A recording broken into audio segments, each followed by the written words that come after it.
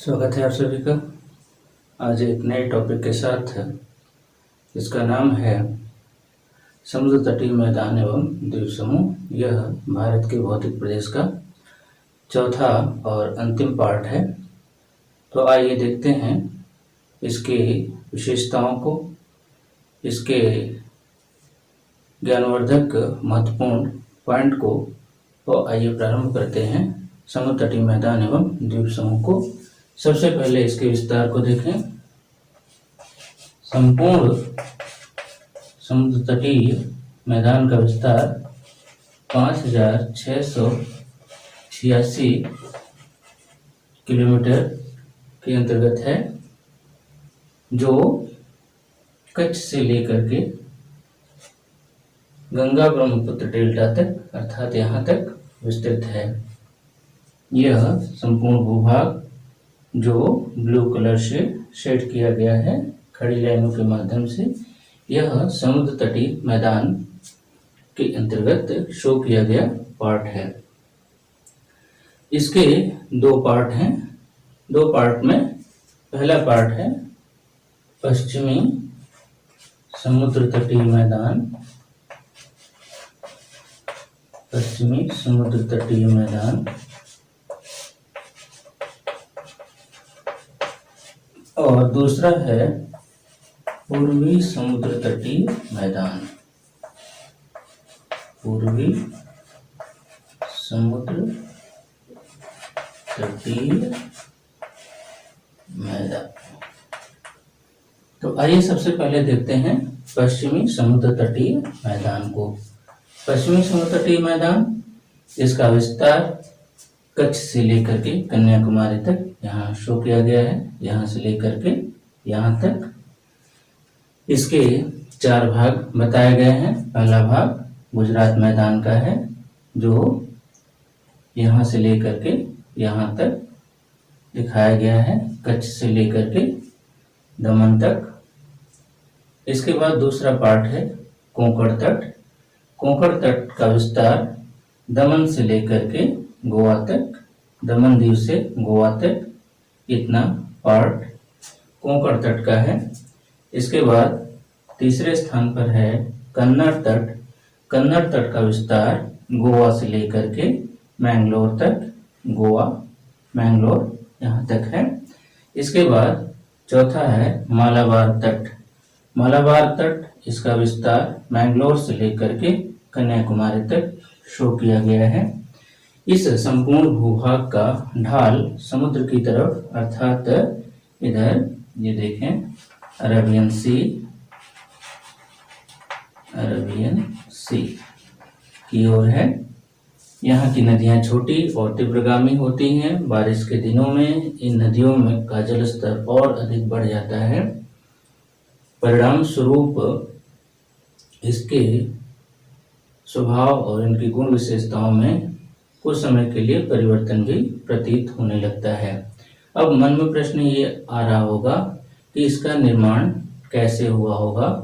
तो इसका निर्माण नदियों के निक्षेप और समुद्री लहरों से हुआ। जैसा कि यहाँ पर सागर शो हो रहा है, तो समुद्री लहरों और इन स्थानों पर पाए जाने वाली नदियों के माध्यम से, नदियों के निक्षेपों के माध्यम से यह भूभाग निर्मित हुआ है।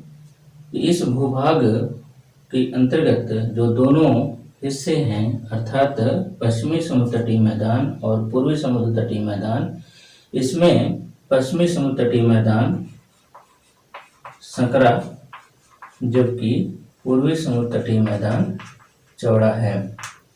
नर्मदा और ताप्ती नदियों के बीच, यहाँ देखें, नर्मदा और ताप्ती नदियों के बीच पश्चिमी समुद्र तटीय मैदान कुछ अधिक ही चौड़ा है। तो यह पश्चिमी तट के अंतर्गत कुछ खास बातें बताई गई। परीक्षा में प्रायः पूछा जाता है कि कोंकण तट का विस्तार कहाँ से कहाँ तक है, कन्नड़ तट का विस्तार कहाँ से कहाँ तक है, मालाबार तट का विस्तार कहाँ से कहाँ तक है। तो यहाँ संक्षिप्त परिचय दिया गया। अब आइए देखते हैं पूर्वी समुद्र तटीय मैदान के बारे में।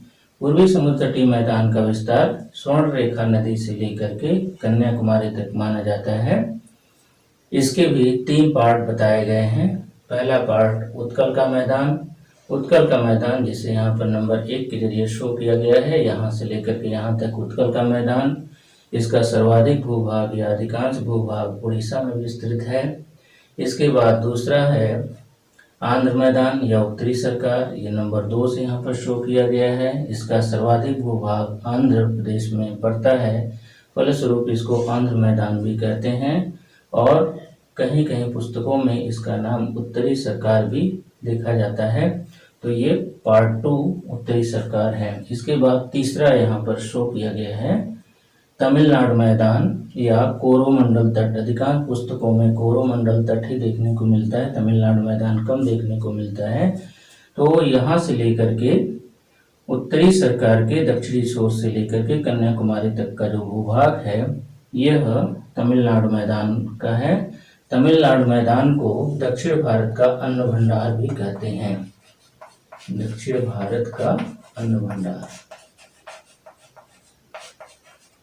अन्न भंडार क्यों कहते हैं? क्योंकि यह हिस्सा सर्वाधिक फर्टाइल माना जाता है। नदियों के द्वारा या समुद्री लहरों के द्वारा यहाँ पर सर्वाधिक उर्वरता देखने को मिलती है। परिणाम स्वरूप यह अन्न भंडार के रूप में दक्षिण भारत के अंतर्गत जाना जाता है। तो संक्षिप्त परिचय यहाँ पर दिया गया पश्चिमी समुद्र तटीय मैदान और पूर्वी समुद्र तटीय मैदान के अंतर्गत। पूर्वी समुद्र तटीय मैदान का जो ढाल है वह पूरब की तरफ है, अर्थात जो कगार है, जो पूर्वी भाग है, अर्थात पठार का जो पूर्वी छोर है, नदियों का उद्गम उन स्थानों से या उनके अंतर्वर्ती स्थानों से समुद्र की ओर देखा जाता है। नदियां प्रायः बंगाल की खाड़ी में गिरती हैं, फलस्वरूप नदियों का जो मुहाना है वह समुद्र की ओर या पूर्वी हिस्से की तरफ पाया जाता है। तो यह संक्षिप्त जानकारी पूर्वी समुद्र तटीय मैदान और पश्चिमी समुद्र तटीय मैदान के अंतर्गत। अब आइए देखते हैं द्वीप समूह को। द्वीप समूह भारत भूमि की सीमा के अंतर्गत या भारतीय सीमा के अंतर्गत आइलैंड्स जो हैं या द्वीप समूह वह 2 हिस्सों में डिवाइड हैं। अरेबियन सी आइलैंड या अरब सागर के द्वीप और बंगाल की खाड़ी के द्वीप। जैसा कि ये पार्ट बे ऑफ बंगाल का है, बे ऑफ बंगाल, बंगाल की खाड़ी, बंगाल की खाड़ी के द्वीप। तो आइए क्रमशः इनको देखते हैं। पहले अरब सागर के द्वीपों को देखते हैं। अरब सागर के द्वीपों की संख्या सरकारी आंकड़ों के अनुसार 36 बताई गई है और इसका संपूर्ण क्षेत्रफल 32.6 वर्ग किलोमीटर बताया गया है। 32.6 वर्ग किलोमीटर। परीक्षाओं में यह पूछा जाता है कि सबसे बड़ा द्वीप कौन सा है, तो सबसे बड़ा द्वीप जो है एंड्रोट द्वीप है। कुछ किताबों में मिनिकॉय दिया हुआ है, तो मिनिकॉय न होकर के एंड्रोट है। एंड्रोट क्यों है? क्योंकि अगर इस क्षेत्रफल को देखा जाए तो एंड्रोट का क्षेत्रफल 4.9 किलोमीटर है, 9 वर्ग किलोमीटर, जबकि मिनिकॉय का क्षेत्रफल जो है वो 4.8 वर्ग किलोमीटर का है। इसलिए एंड्रोट आइलैंड सबसे बड़ा आइलैंड है। और कोच्चि से अगर इसकी दूरी को देखा जाए पश्चिम की तरफ तो यह 220 से 440 किलोमीटर की दूरी पर स्थित है। एक और यहाँ पर जनरल नॉलेज संबंधी चीज आपके लिए, प्राय परीक्षाओं में पूछा जाता है कि लक्षद्वीप और मिनिकॉय किस चैनल द्वारा विलय होता है, किस चैनल के द्वारा अलग होता है, तो वो चैनल है 9 degree channel. 9 degree channel Minicoy को लक्षद्वीप से अलग करता है, तो 9 डिग्री चैनल यहाँ इसका उत्तर होगा। तो इस प्रकार से 36 द्वीपों का एक समूह है लक्षद्वीप समूह। और खोजों में यह पाया गया है कि यह अरावली पर्वत के अवशेष हैं।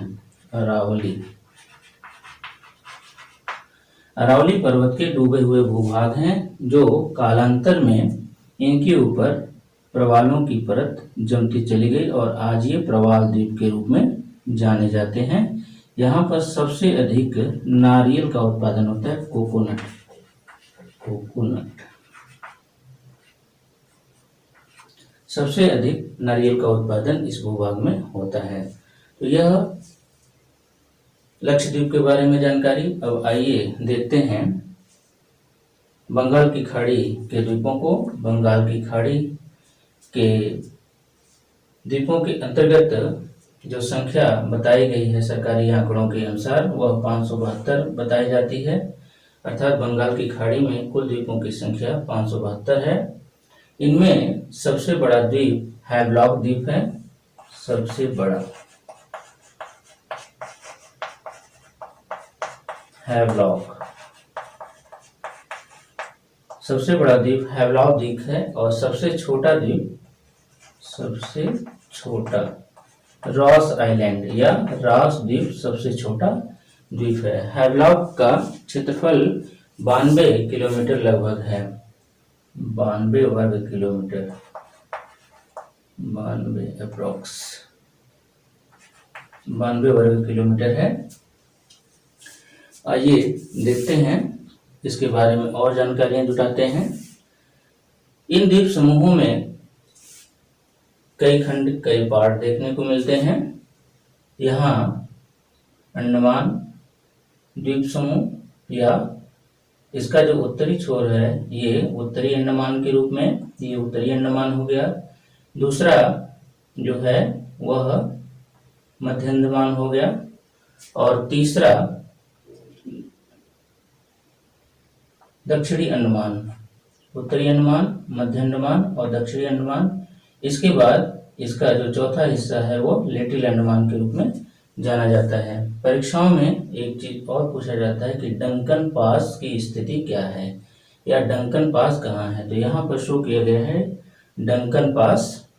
यह दक्षिणी अंडमान और लिटिल अंडमान के बीच में है।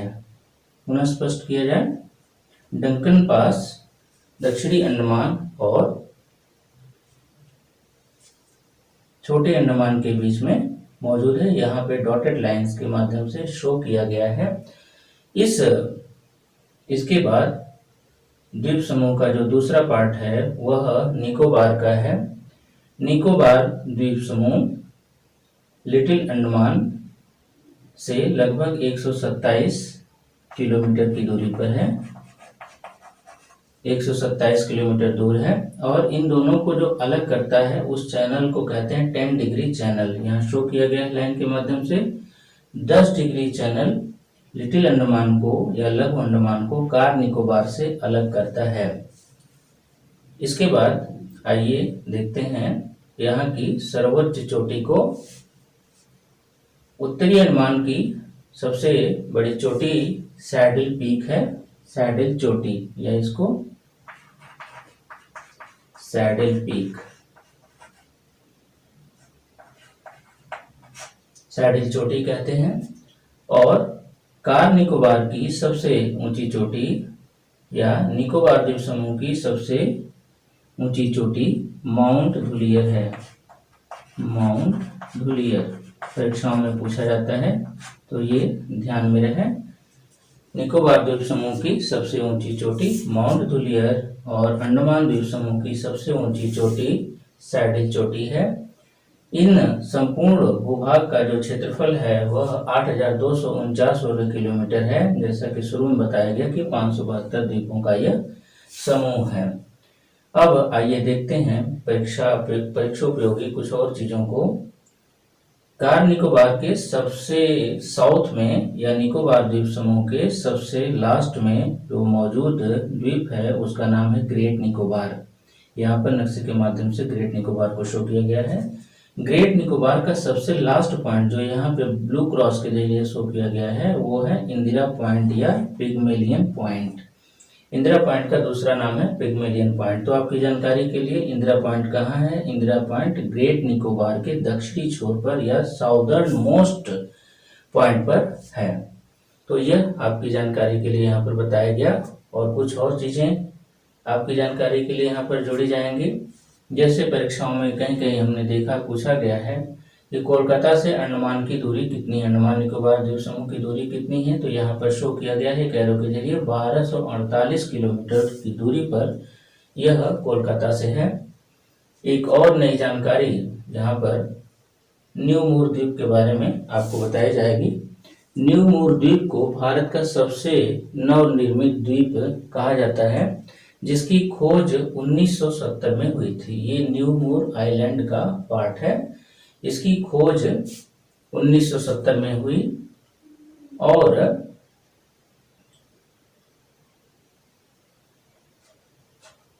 ये है न्यू मूर आइलैंड का। किंतु बांग्लादेश भी इस पर अपना हक जताता रहा है। पीसीए काउंसिल में इसके विवाद को जब रखा गया तो यह समस्या वर्ष 2014 में सॉल्व हुई, रिजॉल्व हुई। यहाँ पर शो किया गया है डिस्प्यूटेड, मतलब यह भूभाग डिस्प्यूटेड था, विवादित था, जिसका समाधान पीसीए के माध्यम से 2014 में रिजॉल्व किया गया। किंतु दुर्भाग्यवश मार्च 2010 में यह आइलैंड डूब गया। मतलब आज यह आइलैंड समुद्री सतह पर नहीं बल्कि समुद्री सतह के नीचे है। फिलहाल इसकी स्थिति मानव बसाव के योग्य या किसी भी स्थिति के अंतर्गत डूबे हुए पार्ट के अलावा और भी कुछ नहीं है। तो न्यू मूर आइलैंड के संदर्भ में यह बात यहाँ पर आपको बताई गई। इसके बाद 2-3 चीजें और आपकी जानकारी के लिए। भारत में ज्वालामुखियों की स्थिति क्या है? तो भारत में 2 प्रकार के ज्वालामुखी मौजूदा स्थिति में बताए गए हैं। पहला नारकोंडम आइलैंड, यह सुषुप्त या वर्तमान में निष्क्रिय ज्वालामुखी है और यहाँ आप देखिए कि उत्तरी अंडमान से यह पूर्वी हिस्से में मौजूद है। यहाँ शो किया गया है, यह नारकोंडम आइलैंड यहाँ पर है, उत्तरी अंडमान से पूर्व में।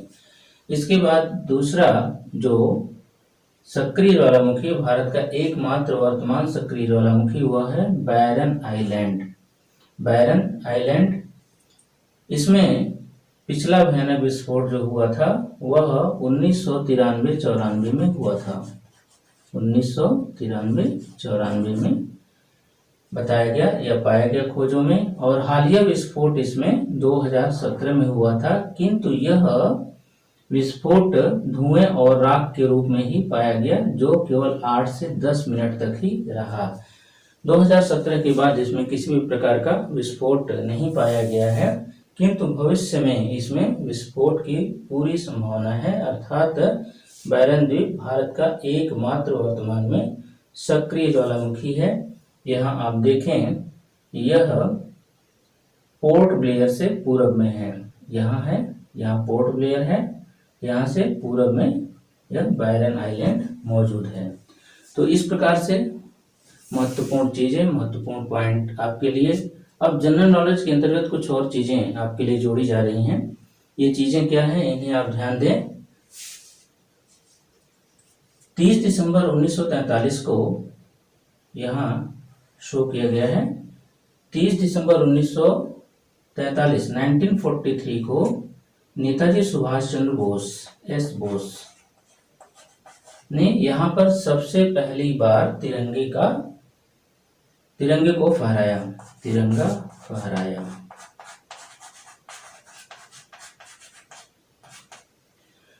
75वीं वर्षगांठ पर, तिरंगा फहराने की 75वीं वर्षगांठ पर वर्तमान प्रधानमंत्री माननीय नरेंद्र मोदी जी ने 3 आइलैंड को उनके सम्मान में नाम परिवर्तित किया। अर्थात 3 आइलैंड का नाम उनके सम्मान में परिवर्तित किया गया, जिसमें से एक आइलैंड का नाम उन्हीं के नाम पर रखा गया। जैसा कि यहाँ शुरू में बताया गया कि रॉस आइलैंड सबसे छोटा आइलैंड है, तो रॉस आइलैंड को ही इन्होंने नेताजी सुभाष चंद्र बोस आइलैंड नाम दिया, नेताजी सुभाष चंद्र बोस आइलैंड।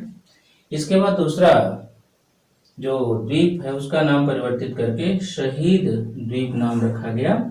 इसके बाद तीसरा जो नाम परिवर्तित हुआ वह हैवलॉक का नाम परिवर्तित करके जो सबसे बड़ा द्वीप था उसका नाम हो गया स्वराज आइलैंड या स्वराज द्वीप समूह। तो सबसे बड़े द्वीप का नाम स्वराज द्वीप समूह, उसके बाद सबसे छोटे का नाम नेताजी सुभाष चंद्र बोस द्वीप समूह, और इसके बाद नील आइलैंड का नाम शहीद द्वीप रखा गया। ये कार्य कब हुआ? यह कार्य हुआ 30 दिसंबर 2018 को, जब माननीय नरेंद्र मोदी अंडमान निकोबार की यात्रा पर थे। उन्होंने वीर सावरकर के उस स्थान को भी जा करके देखा और कुछ समय तक वहां पर ध्यान लगाए रखा जहां पर वीर सावरकर जी को जेल हुई थी या काले पानी की सजा हुई थी। तो 2018 में इन द्वीपों के नाम परिवर्तित किए गए। जनरल नॉलेज के लिए यह महत्वपूर्ण चीज जिसे याद रखने की आवश्यकता है।